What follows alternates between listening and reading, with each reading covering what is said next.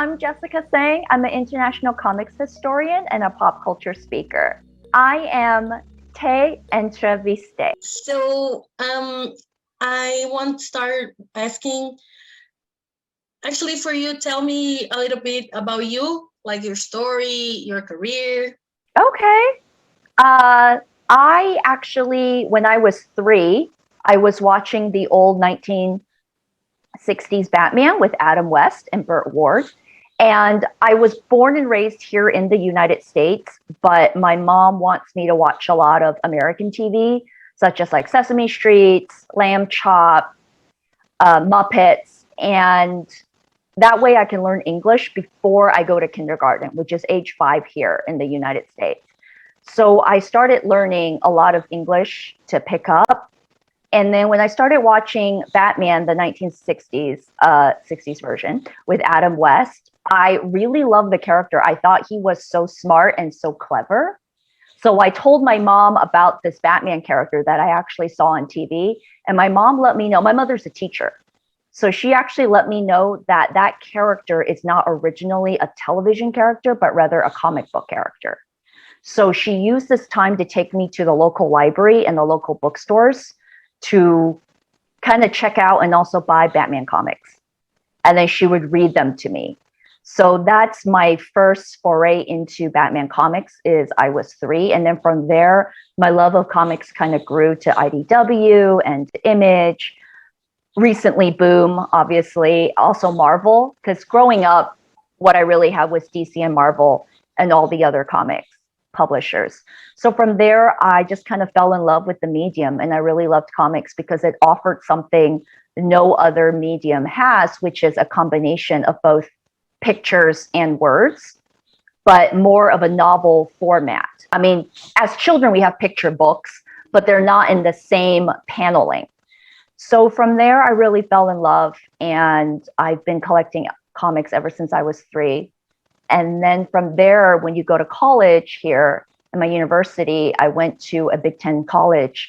They have a lot of comics class and comic strips class that you can take. So the history of American comic strips, the history of graphic novels. And from there, I learned a lot more from an academic standpoint. So I've been a Los Angelian ever since I was 5. And I actually moved back home because I missed my parents and I'm an only child. So I wanted to be closer to them because I was gone for college for so many years. And then from there, I went to a lot of events that were comic book based to kind of get to know writers and creators and artists that I've read and admired since I was young. And also what's really important to establish yourself as a comics historian is to know every facet of what comics is and kind of pick what you want to specialize in. And so what I wanted to do was internationally recognize comics, because not just in America, we have a very Western viewpoint of what comics is, but there's manga in like Japan, we have manhwa in like China, Taiwan, and Hong Kong. We also have South American comics. So it's really important not just to learn, for me personally. So it's almost like world history, but it's world history in comics. And from there, because of the birth of the internet, you can write a lot of blogs and you can also do a lot of research, do a lot of papers. You can also interview a lot of people. One of the great things about the internet is that you can do your own research, you can do and write academic papers, but you should also go out and establish yourself and have the credentials to show that you actually know what you're talking about. And from there, I was able to give it an opportunity to also start moderating panels for comics history and pop culture history, and also put together my own guests. It's important to keep relationships, which is what I did. And pretty much throughout my career, I've been given great word of mouth and been able to not only show my credential backgrounds and all the convention panels that I've moderated and all the guests that I've been able to establish, but also to show that through my work, I know what I'm talking about.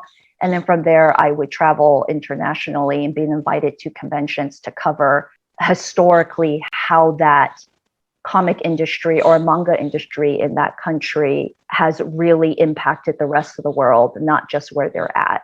So from there, a lot of it is myself building my own career path, because I do believe comics history is extremely important because it always reflects current societal values and should be taken more seriously. You say something about the beginning of internet. So you, as a creator, how you think about the difficulty about you create something 100% new, because everything that you see in internet is always related in another thing that you already saw, or references, right? So how you feel about that? Mark Waid, who wrote, a lot of people know him, he wrote Kingdom Come, and he writes one of the best Captain America series. Mark Waid is an amazing writer over at Marvel and has a long history in comics history and DC as well. Mark Waid once told me every single origin, and Mark, I'm sorry if I misquote you, but every single origin, every single story perhaps that you've thought of for a character may have already been done, but it's about how well you've done it and your own spin and your own take on it. For example, with Superman, we know that there's plenty of stories about an alien that lives on Earth, grows up to be a hero, loves mankind. But it's not necessarily about those elements. It's about how you tell that story and what's going to make it your own and different. As a creator, you can create something that's your own. And from there, because the internet is public domain, you can be able to search to see if there's anything similar to yours, or if there is something similar, what is your take and your spin and your hook on it that makes your story a little bit different than another version that's already been told. In these 2 years of online San Diego Comic Con, you have 2 panels. It's great, actually. You told about being host. You're amazing. I watched the both of them. So Sailor Moon and About Taboo. It was amazing. So how is it for you to participate in Comic Con? It's a huge honor. It's a huge blessing to be part of Comic Con for many years. So for those who don't know, Comic Con usually approaches you with a submission for a panel idea that you want to talk about, that you feel like fans would really love to hear. When you submit, it does not mean that you automatically get the panel. So the Comic-Con staff has to approve and choose you, and they have thousands of amazing submissions. Is really, really a huge honor and a huge blessing. And then from there, you then have so much time to put your panel together. In the past, in person, last year and this year, obviously virtually through Zoom. I'm going to keep using the same word, but it's definitely a huge honor. I really, really do appreciate the Comic-Con staff for thinking that my ideas and my topics are good enough to be chosen.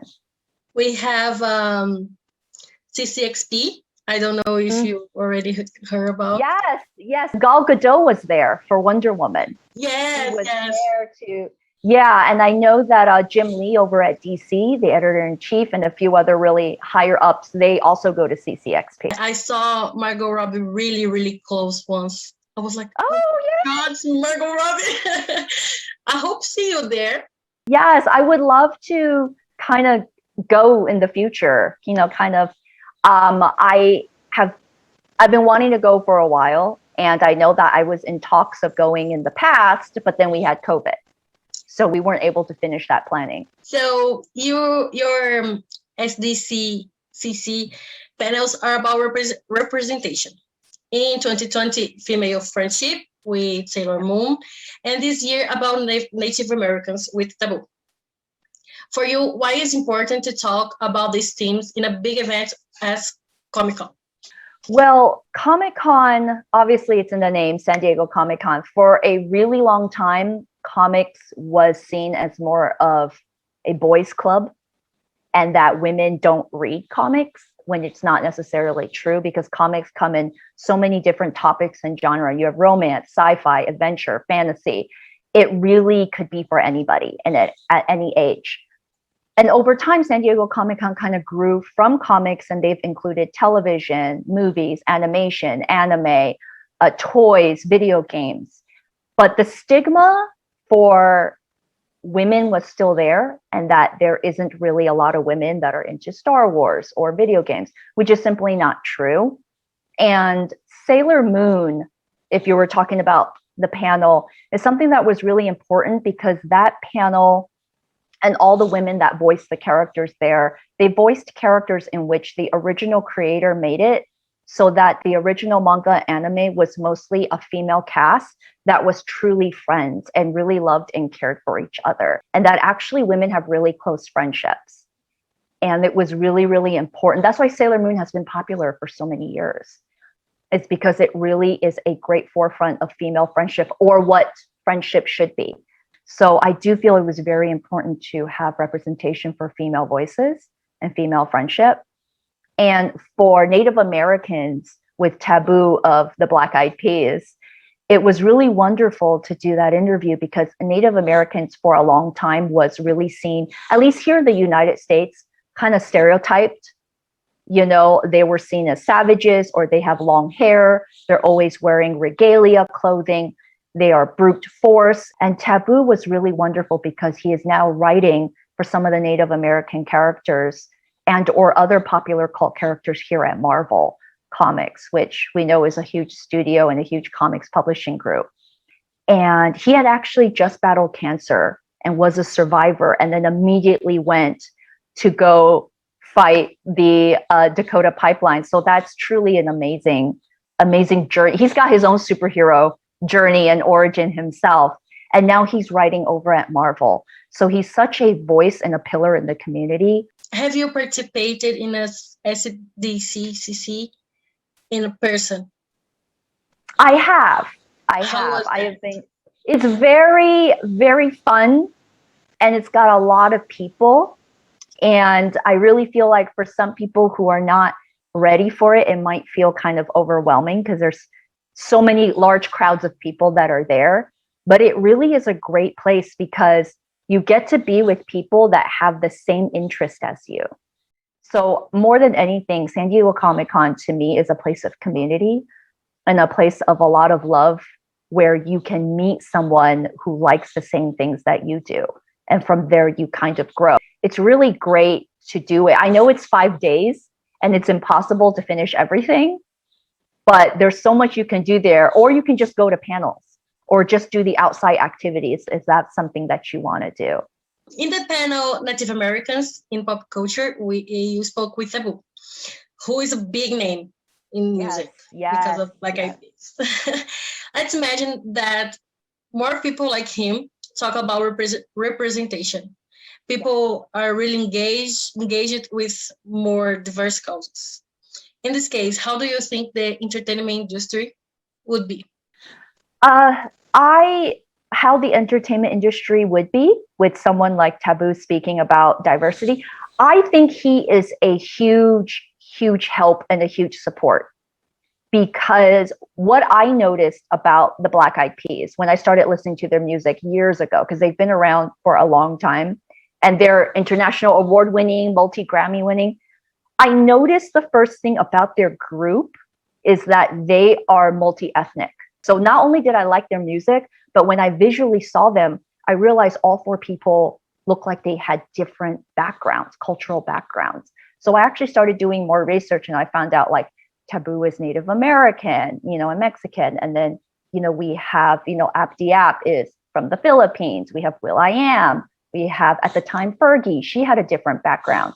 And it was really interesting because like the way Taboo said in the panel, it's a mosaic, like mosaic or stained glass. It's a kind of, I say stained glass, but for him, mosaic.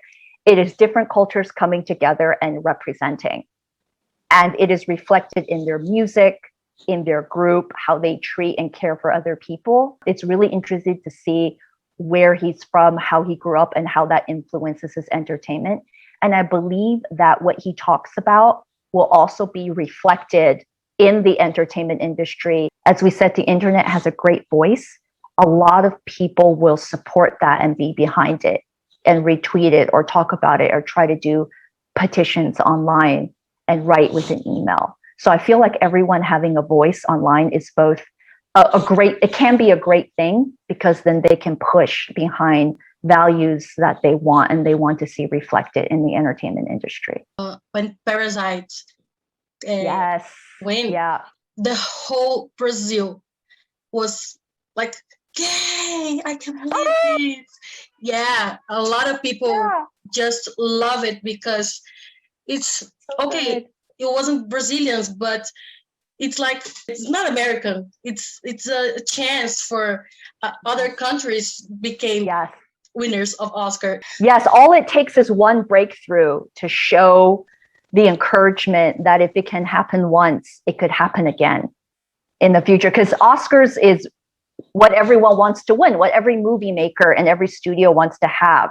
But there's so many amazing films in Italy, Brazil, Australia, India, Japan that I really feel like could have a chance. When I saw Black Panther, for example, on a smaller scale, I knew that with the success of Black Panther, it leads the way for films like Shang-Chi, which is coming out, and other films where our leads are culturally diverse. So on a bigger scale, with Parasite winning, there is a chance that I believe in the future for other films. This last question, I love asking everybody that comes on to Entrevistei. Do you have any message for Entretetizei followers? Yes, I truly do believe that international news media is very important for pop culture, because it brings out the scope of just American pop culture news sites. So actually, I was so happy when your site had emailed us with you and Anna, because it shows that you're just outside of a small microscope of the United States or North America, and that's actually well loved and well received, because Marvel films, Parasite, comics is not just for one country, it's internationally.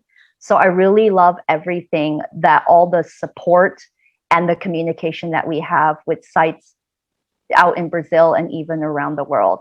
I do believe it's possible. It's called International Comic-Con International. The word international is in it, meaning we welcome journalists and we welcome comics from all around the world. And I really do think that it's important to kind of spread the love and connect as one. So thank you. Thank you, Jessica, so much. I love this interview, really. Oh, thank you. Thank you for taking so the time to speak. And thank you for being so important, to be such an important part of just pop culture society.